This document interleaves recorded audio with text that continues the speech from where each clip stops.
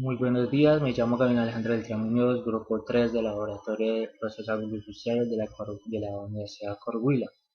Les vengo a presentar el decreto 2162 de 1983 y la resolución de 7992 de 1991 y las buenas prácticas de manufactura.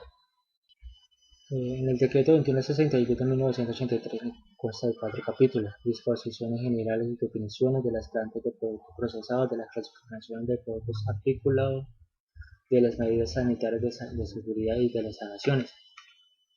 Bueno, en el capítulo 1 nos cuenta sobre las disposiciones generales y sus definiciones.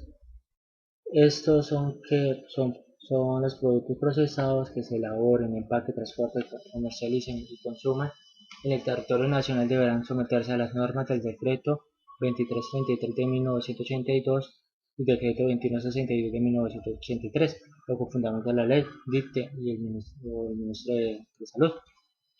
Bueno, también se adoptaron algunas definiciones que son animales de abasto, carnes, grasas, vísceras, subproductos, productos cárnicos procesados, ingredientes básicos de formulación, aditivos de uso permitido, embutido, no embutido, tratamiento térmico, estabilización comercial, maduración, ahumado, tripas autorizadas.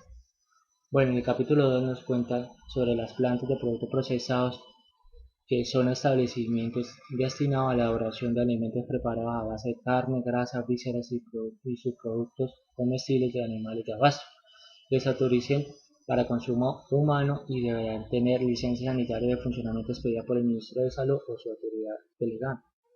Deberá llevar al libro de registro diario de la procedencia de carne y de las ventas de sus productos donde consten cantidad aproximada de suministro y medio de transporte utilizado. Los libros estarán a disposición permanente de las autoridades delegadas o cuando ya la requieran. Las carnes, grasas, vísceras, subproductos y productos terminados de los animales de abasto deberán manipularse o transportarse en el establecimiento de modo que se evite su alteración. Además, se prohíbe el procesamiento de productos terminados provenientes de las devoluciones, es decir, aquellos productos que son devueltos a la planta por los expendedores o cualquier causa que sea. También nos dice que las plantas de productos procesados deberán tener como mínimo sección de producción, de sección de servicio y sección de administración. Bueno, en la sección de producción nos cuentas que tienen áreas de recepción y pesaje de carne, áreas de depósito y desagüe, áreas de elaboración. Tiene también una cámara frigorificada para el almacenamiento de carne, cámaras de congelación para productos cárnicos procesados crudo y fresco, áreas para cortes, empaque y pesaje, cámara frigorificada para productos terminados. También tienen bóvedas de ingredientes y aditivos, bóvedas de material de empaques y utensilios. También hay áreas para el lavado de utensilios y elementos laborales. También hay áreas de entrega de productos terminados. También tienes unas áreas especiales separadas técnica y sanitariamente, en el cual nos cuenta 4 áreas, que es el área de procesamiento de jamón, área de cocción, área de ahumado, área de maduración. Bueno, en la sección de servicios constan de 2 cosas, que la empresa deberá tener vestidores y servicios sanitarios diferentes para hombres y mujeres, que también deberá tener cafetería o área de descanso y refrigerio según el caso. En la área de sección de administración consta de 2, laboratorio de control y las oficinas. También tenemos la sala de máquinas, que deberán ubicarse alejada y convenientemente separada de las áreas de trabajo y en ellas se instalarán compresores, calderas y generadores de electricidad, según el caso. Además, las áreas diferentes deberán conservarse en óptimas condiciones de aseo y no utilizarse para propósitos distintos a las de sus funciones propias. Con excepción de depósito, oficinas y salas de máquinas, todas las demás deberán tener paredes y muros recubiertos con material impermeable de fácil lavado y desinfección. Bueno, al área destinada a la recepción de carne deberá estar aislada del ambiente exterior y la descarga de canales medios, canales o cuartos de canales se efectuarán por rieles aéreos u otros medios mecánicos. La carne en trozos se transportará en carros o bandejas según el caso, o se permitirá el transporte a hombro. Bueno, también en las cámaras frigoríficas destinadas al almacenamiento y conservación de las carnes deberán tener capacidad suficiente para la recepción diaria y disponer de suficiente espacio libre que facilite la circulación y la revisión de los canales. Además, están provistas de termómetros de máxima y mínima, higrómetro, rieles y ganchos para el izado de los canales. Las cámaras frigoríficas para el almacenamiento de carne estarán a una temperatura de 0 a 4 grados y una humedad relativa a 90 a 95 grados al 95%. Y cuando se almacena carne por tiempo prolongado, la plaza deberá poseer cámaras de congelación que garanticen que los productos se mantengan a temperatura no superior a menos 18 grados. En las cámaras frigoríficas para el almacenamiento de carne no se podrá depositar productos procesados o que estén en proceso. Tampoco se colocarán sustancias o productos diferentes a la carne, vísceras, grasas y sus productos comestibles de animales de abasto. Para la elaboración de productos procesados se requiere el siguiente equipo como mínimo: cortadora de carne, molino, mezcladora, embutidora, mesa de acero inoxidable, báscula y balanza. Los equipos y utensilios que entren en contacto con los alimentos serán de material inoxidable e inalterable, que permita fácil lavado y desinfección después de cada uso y deberán ajustarse a 8.10 dispuesto por la Ley 09 de 1979 o disposiciones reglamentarias.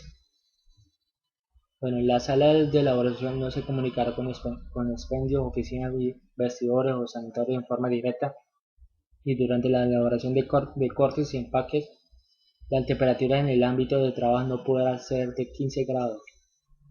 Cuando la planta elabore jamón, deberá disponer del área exclusivamente para ellos y requiere de los siguientes equipos y elementos mínimos: producto procesado cocidos, macerador mecánico, producto procesado enlatado. Bueno, en el capítulo 3 de la clasificación de los productos articulados, de conformidad con el proceso que se sometan los productos procesados, se clasifican en productos procesados cocidos, crudos y enlatados. Bueno, los productos procesados cocidos son productos que son sometidos a tratamiento térmico de acuerdo con sus características, sean o no embutidos, y se clasifican así: embutidos y no embutidos. En los embutidos tenemos salchichas, cabanos, salchichón, mortadela, jamonada, morcilla o partes de hígado, carne de diablo y tocineta. En los no embutidos tenemos jamón cocido, pernil, queso de cabeza, albóndiga. Bueno, los productos procesados crudos, son los que no son sometidos a tratamiento térmico en su elaboración, sea ahumado, embutidos o no, y se clasifican en productos crudos frescos, productos crudos madurados. Bueno, en los productos procesados crudos frescos se consideran los productos procesados crudos frescos los elaborados a base de carne y grasas de los animales de base, embutidos o no, y de duración limitada, por lo que para su conservación prolongada necesitan congelar entre -20 a -10 grados por -10, y también su fecha de vencimiento será no mayor a 45 días. Deberán llevar en su rótula la leyenda "manténgase en congelación" o "consúmase previamente cocción", y se clasifica así: chorizo fresco y longaniza, hamburguesa y albóndiga. Bueno, los productos procesados crudos y madurados se consideran productos procesados crudos y madurados aquellos que son sometidos a un proceso de maduración de un mínimo de 30 días, con humedad relativa baja para favorecer su conservación, y pueden ser embutidos y ahumados, y se clasifican así: en salami, jamón crudo madurado.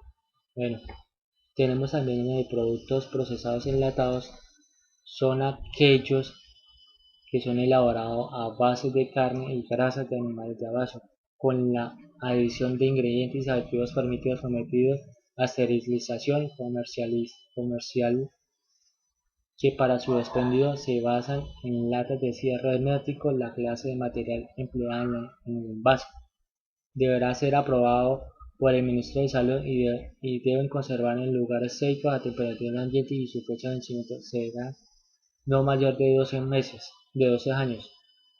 Las características físico-químicas o bacteriológicas que deberán cumplir los productos procesados y se clasifican así: albóndiga enlatada, carne curada enlatada, carne del diablo o jamón endiablado enlatado. También está jamón cocido enlatado, carne de almuerzo, pasta de hígado enlatada. En el capítulo 4 tenemos de las medidas sanitarias de seguridad y de las sanciones.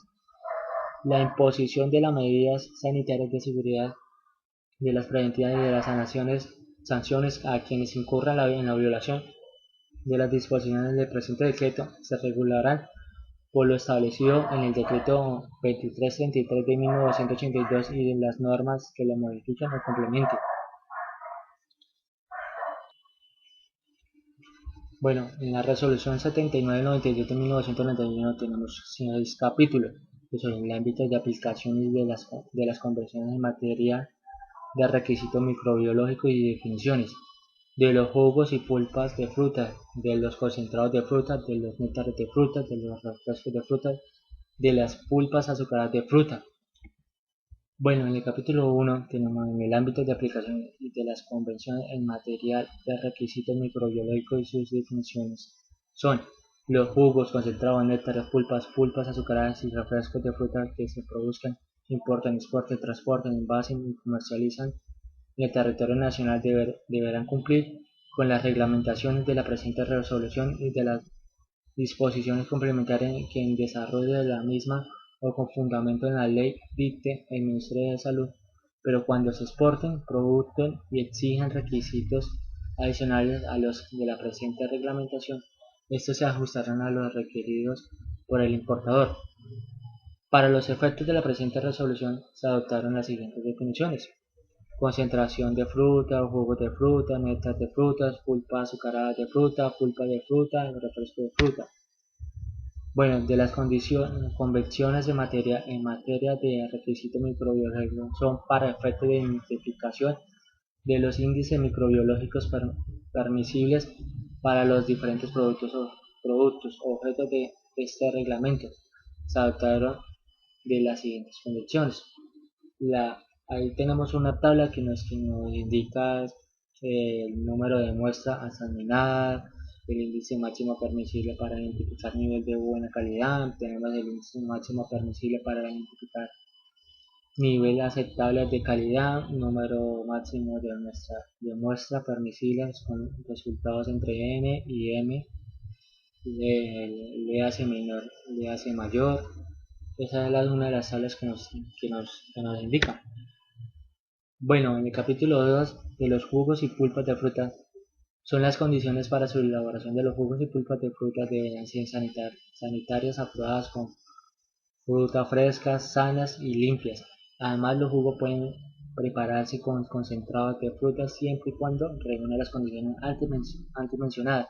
Para su conservación, los jugos y pulpas de fruta pueden ser sometidos a tratamiento físico. Bueno, las características de los jugos y pulpas de fruta deben presentar las siguientes: organolépticas, fisioquímicas, microbiológicas. Bueno, en las organolépticas, los jugos y pulpas de fruta deben estar libres de material extraño, admitiéndose una separación en fase y la presente mínimo de trozos en partículas oscuras propia de la fruta utilizada y libre de sabor extraño. Además, el color y el olor semejante al de la fruta de la que se ha extraído. El producto puede presentar un ligero cambio de color, pero no un color extraño, debido a su alteración o elaboración defectuosa. Bueno, en el fisioquímico se puede obtener jugos naturales clarificados a partir de concentrados o pulpas siempre y cuando cumplan con los brits naturales de la fruta. En el caso que se elabore con dos o más jugos o pulpas de fruta, los óleos solubles de fruta en el producto están determinados por el promedio de la suma de los sólidos solubles aportados por las frutas constituyentes. Las frutas predominante será la que más sólidos solubles aporten a la formulación. Bueno, tenemos aquí una de las características fisioquímicas de los jugos y pulpas de la fruta. Tenemos aquí en la fruta tenemos el limón, la mandarina, maracuyá, naranja, piña, toronja, uva. Aquí tenemos acidez titulable expresadas como ácidos cítricos. Bueno, tiene el limón 4.5, la mandarina 0.5, tenemos el maracuyá 1.8, naranja 0.5, 0.3 la piña, la toronja 0.7 y la uva 1.0. También tenemos el porcentaje mínimo de sólidos disueltos. En el caso del limón tenemos 6.0, la mandarina 9.0, 12.0 la maracuyá, 9.0 la naranja, la piña tiene un 10, la toronja tiene un 8 y la uva tiene un 12.0. Esas son las tablas de las características fisioquímicas. Tenemos también las características fisioquímicas de las pulpas, de las frutas. Ya como pueden ver en la tabla, ahí hay unos requisitos y las frutas también tienen acidez titulable expresadas como ácidos cítricos anhídricos y también tienen un porcentaje mínimo de sólidos disueltos. Bueno, en microbiológicas, los jugos y pulpas que sean sometidos a procesos de esterilización comercial deben cumplir con la prueba de esterilidad, así incubar en sus envases originales 2 muestras a 38 grados y 2 muestras a 55 grados durante 10 días, a cabo de los cuales no deben presentar crecimiento microbiano. En estos productos no se permite la adición de sustancias conservantes. En el caso ahí tenemos las características microbiológicas de los jugos y pulpas de las frutas congeladas que son. Ahí está la tabla y ahí dice un frecuente microorganismo mesofílicos. Ahí como pueden ver ahí está la tabla, dice coliformes totales, coliformes fecales, esporas, clostridium y recuento de hongos y levaduras. Ahí nos cuenta la tabla. Bueno, las características microbiológicas de los jugos y pulpas de frutas pasteurizadas son las siguientes. Ahí tenemos otra tabla que nos cuenta sobre la pasteurización de los jugos y las pulpas. Como pueden ver, son diferentes resultados. Ya de los ingredientes y activos que pueden emplearse en los jugos, se pueden utilizar son los siguientes: edulcorantes naturales como cornosacarosa, dextrosas, jarabe de glucosa, fructosa en cantidades máximas del 5%. En los aditivos antioxidantes, colorantes naturales, conservantes, acidulantes, endulcorantes artificiales, enzimantes grados alimenticios. También tenemos en la elaboración de pulpas se pueden utilizar los siguientes aditivos, que son los antioxidantes, que son el ácido ascórbico limitado por las buenas prácticas de buenas manufacturas, que son el ppm. También tenemos conservantes como ácido benzoico, ácido sórbico y anhídrido sulfuroso. También tenemos unas enzimas de grado alimenticio. Estos son de acuerdo con las permitidas con el Codex Alimentario. También tenemos una tabla que es la tabla de contenido máximo de metales pesados. Los metales pesados son el cobre, polvo, arsénico y estaño. Como el máximo de M, ahí nos cuenta la tabla, como pueden ver en la tabla. De los concentrados de frutas, los concentrados de fruta deberán presentar o de tener las siguientes características. En lo físico-químico, para que se puedan considerar como concentrados, los jugos o pulpas deberán someterse a evaporación o cualquier otro procedimiento térmico que permita obtener un 50% por encima del Brix natural de la fruta, conforme se indica en la tabla siguiente. Como puede ver, en los concentrados sea el banano, curaba, durazno, fresa, guanábana, guayaba, limón, lulo, mamey, mandarina y mango, manzana, maracuyá, mora, naranja, papaya, pera, piña, tamarindo, tomate de árbol, toronja y la uva. Cada uno de ellos tiene un porcentaje, como lo puede ver en la tabla.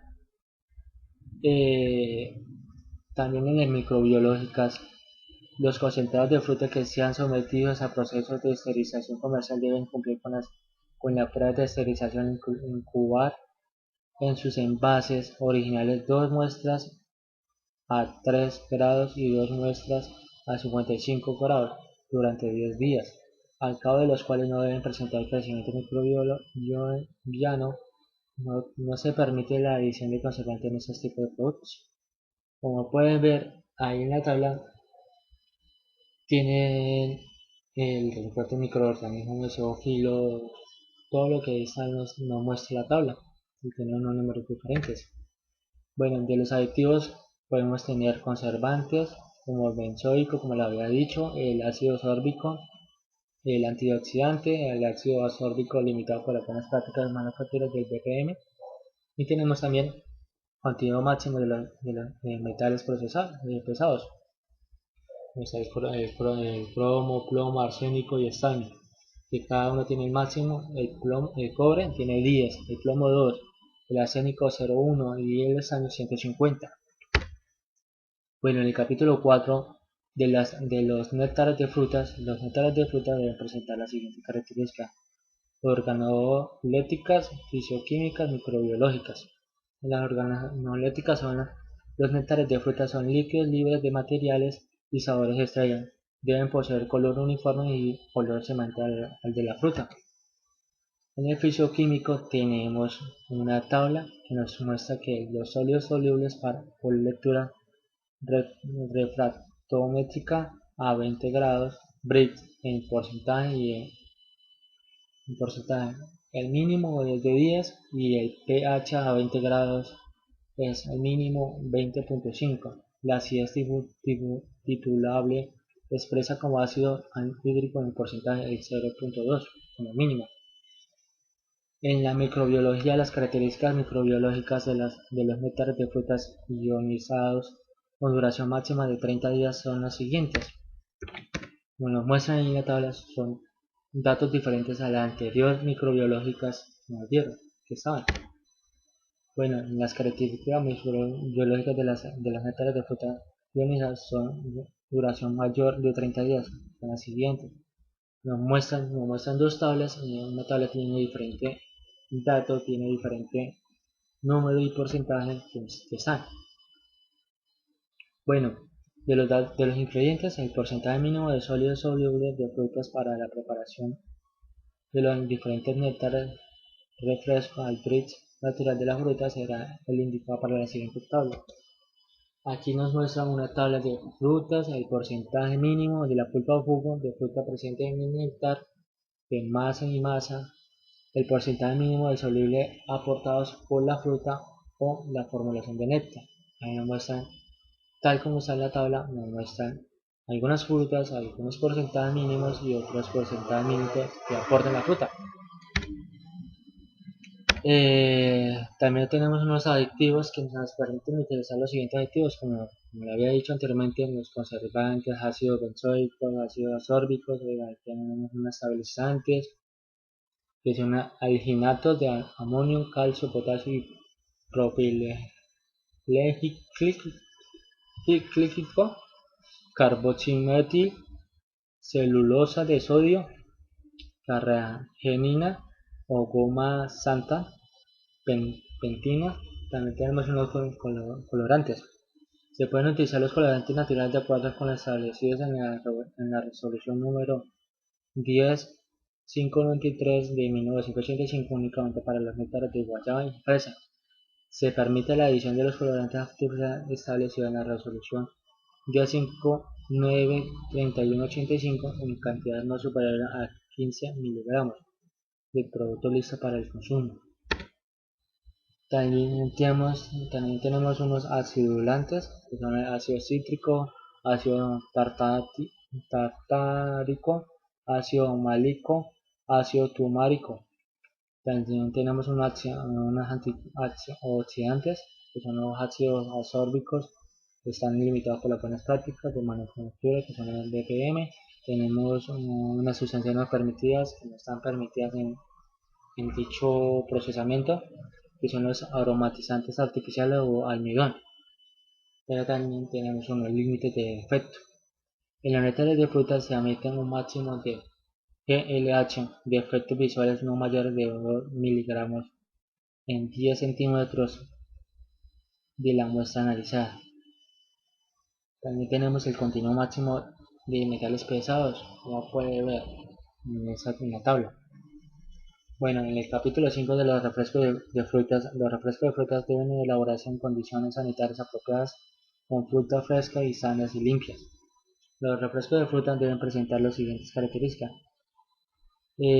organolépticas, fisioquímicas, microbiológicas. Las organolépticas en los refrescos de frutas deben ser líquidos y deben estar libres de material y sabores extraños. Deben poseer color y olor semejante al de la fruta. De los ingredientes, el porcentaje mínimo de fruta agregado para la preparación de los refrescos deben referido al bris natural de la naturaleza. Será indicado en la siguiente tabla. Aquí nos muestran una tabla diferente a la que estaba anteriormente. Está la fruta, el porcentaje mínimo de fruta, el porcentaje mínimo de sólidos solubles que aportan la fruta. Ahí hay una cantidad de frutas que nos están mostrando. También tenemos un porcentaje de fruta en los refrescos de fruta. También tenemos una tabla de fisioquímica, tenemos un mínimo y máximo. En los sólidos solubles tenemos el mínimo de 10 y el máximo no nos han dado. También tenemos el pH a 20 grados, tenemos el máximo de 4.0 y tenemos el acidez titulable a un 0.1 como mínimo. Los microbiológicos tenemos ahí, como pueden ver, tenemos unos recuentos de microorganismo mesófico. Tenemos el NMP coliformes totales y coliformes fecales.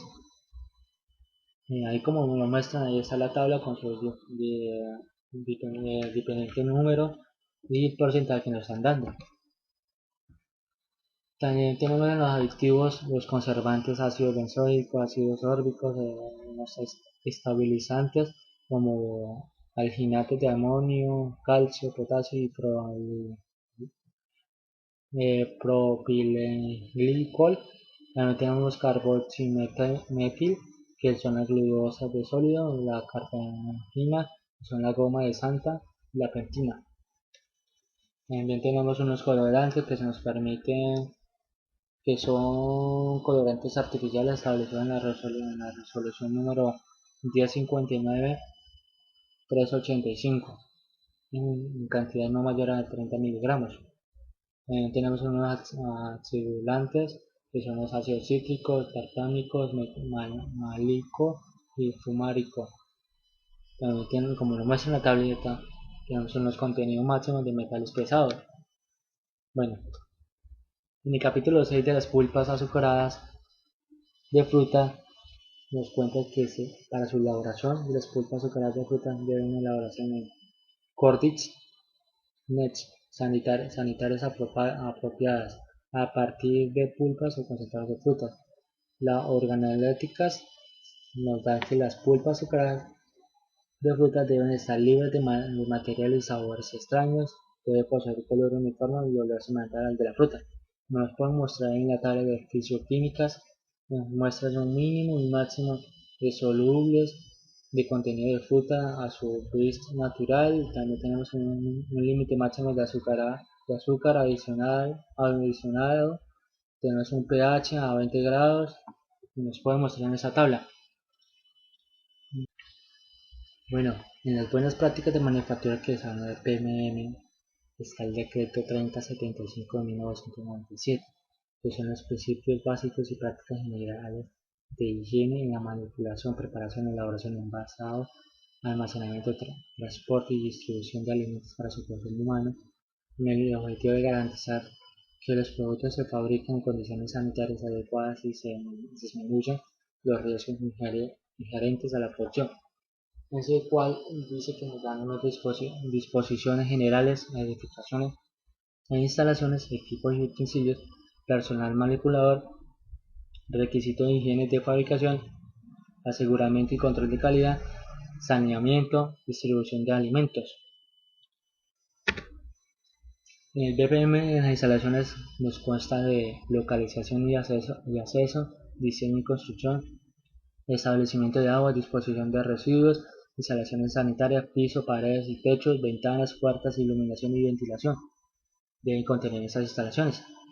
También deben contener equipos y utensilios diseñados acorde a su función, fabricados en materiales resistentes a la corrupción, no tener materiales porosos o con grietas, de fácil lavado y desinfección, equipos que sean de fácil inspección. También tenemos a manipuladores de alimentos, que son todas las personas que intervienen directamente y aunque sea en forma ocasional, en actividades de fabricación, procesamiento, preparación, envasado, almacenamiento, transporte y expendio de alimentos. También tenemos unos estados de salud que nos dice que son reconocimientos médicos inicial, ausencia de enfermedades que se transmitan por los alimentos, informar si tienen serias heridas, irritaciones o apneas infectadas o diarrea. También tenemos una educación y capacitación que tiene que tener la empresa para manipular. Bueno, tener conformación en prácticas higiénicas en la manipulación de alimentos, capacitación continua y permanente.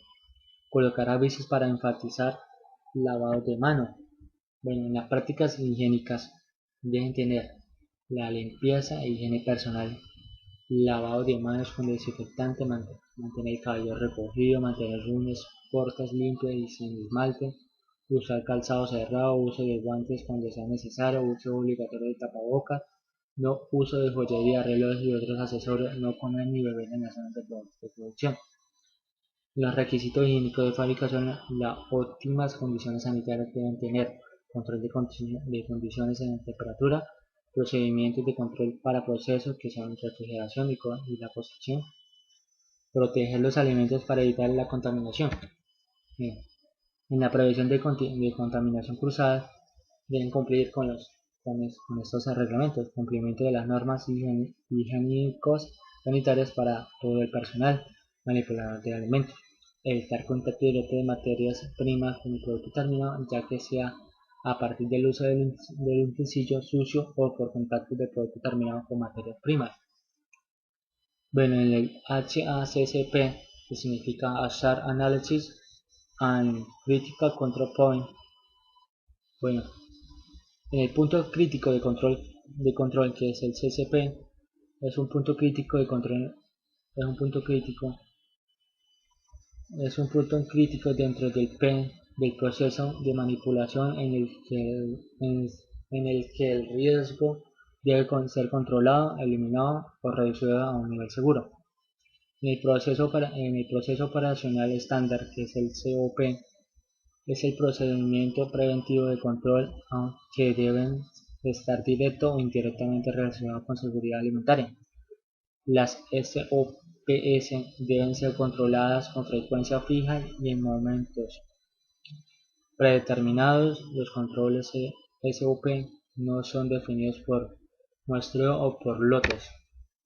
También tenemos unos principios del HACCP, que son enumeración, análisis del peligro, identificación del PPC, establecimiento de límites críticos, desarrollo de procedimientos de monitoreo, acciones correctivas, verificación y documentación.